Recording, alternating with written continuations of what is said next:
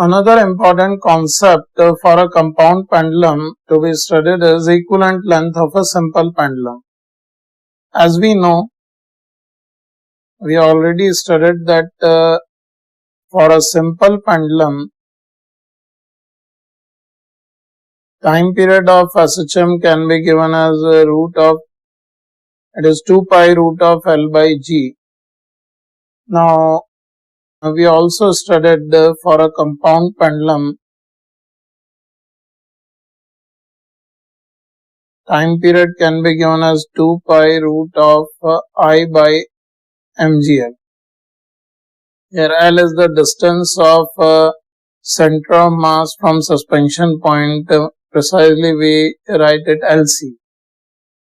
Now in this situation, if there is a simple pendulum which is having exactly same time period as that of compound pendulum, then we can say for a simple pendulum to have same time period of compound pendulum, we can equate the two time periods as 2 pi root of L by G to be equals to 2 pi root of I by mgl C.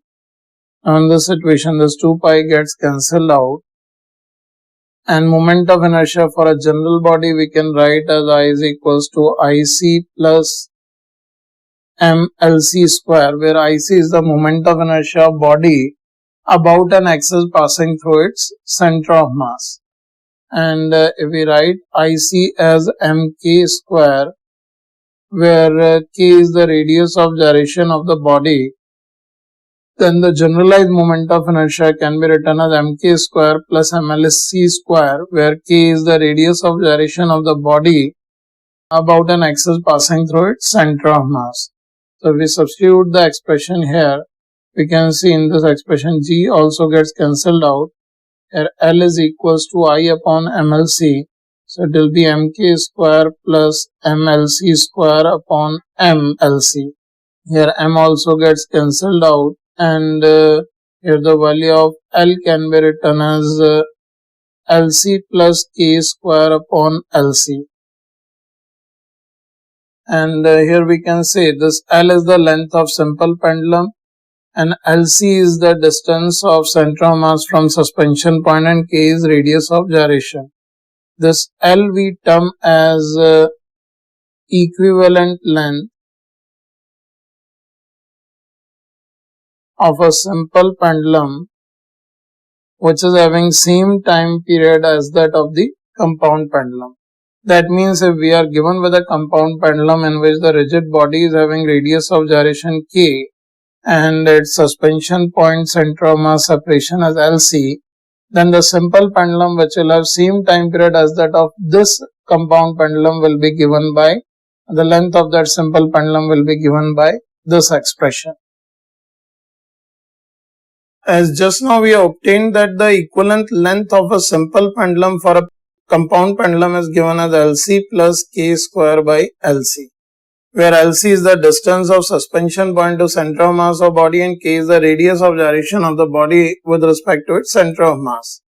Now, in this expression, if we replace LC by K square by LC, let's see what we are getting. Here, LC, if we replace it by K square by LC, we are getting it as K square upon K square by LC. If you just simplify the expression, you will be getting it K square by LC plus, here K square gets cancelled out, it is LC. If you just have a look on this expression, you can see this is exactly the same expression which we were having before replacing LC by K square by LC. That means if a body is suspended at a distance LC from center of mass, or if it is suspended at a distance K square by LC from center of mass, its equivalent length of simple pendulum remains same. That means the time period of oscillation of the compound pendulum for both the distances of suspension point from center of mass will remain same. And here we can say time period of oscillation for the compound pendulum can be given as 2 pi root of k square by LC plus LC by G. This is 2 pi root of L by G, and the equivalent length of simple pendulum for a given compound pendulum will substitute as k square by LC plus LC.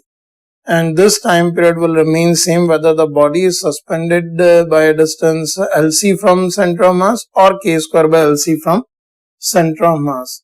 For a general analysis, we can say we are having a body which is suspended from a horizontal axis A dash, and center of mass of body is located at a distance LC from the suspension point.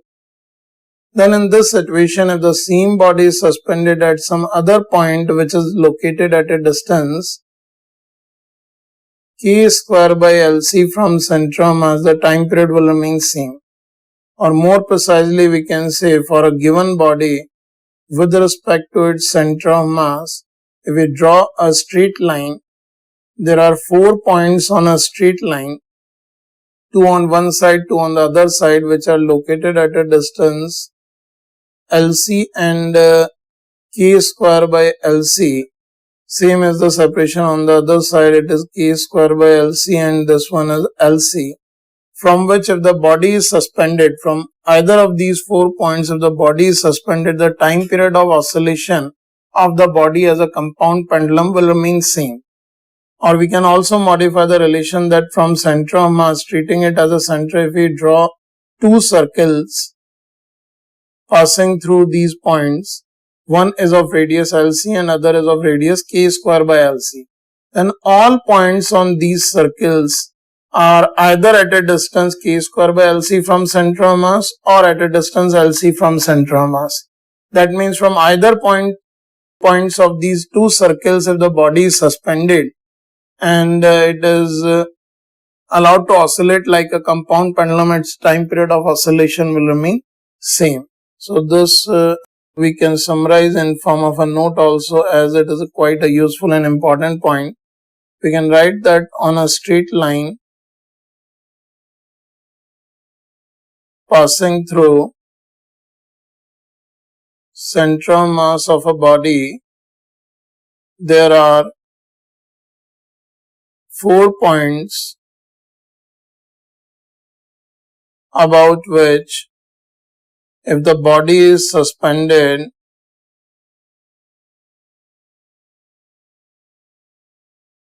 its oscillation period remains same.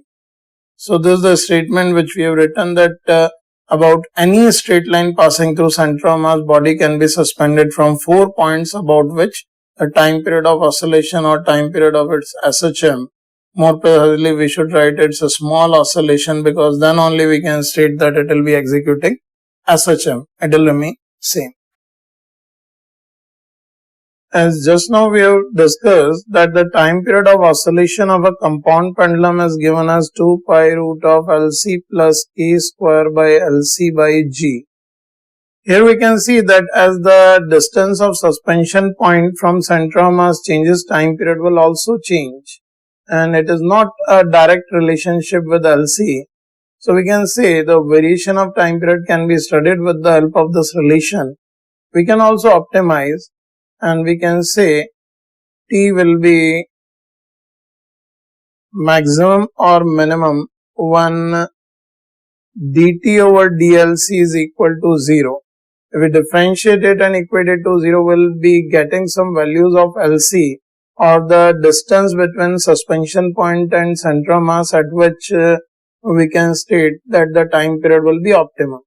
So in this situation, if we just calculate dt over dlc, if we differentiate the expression here, 2 pi by root g will be a constant. If we differentiate this term under the root, it will be 1 by 2 root of LC plus k square by LC multiplied by the derivative of the inner term, which is 1 minus k square by LC square. This equals to 0.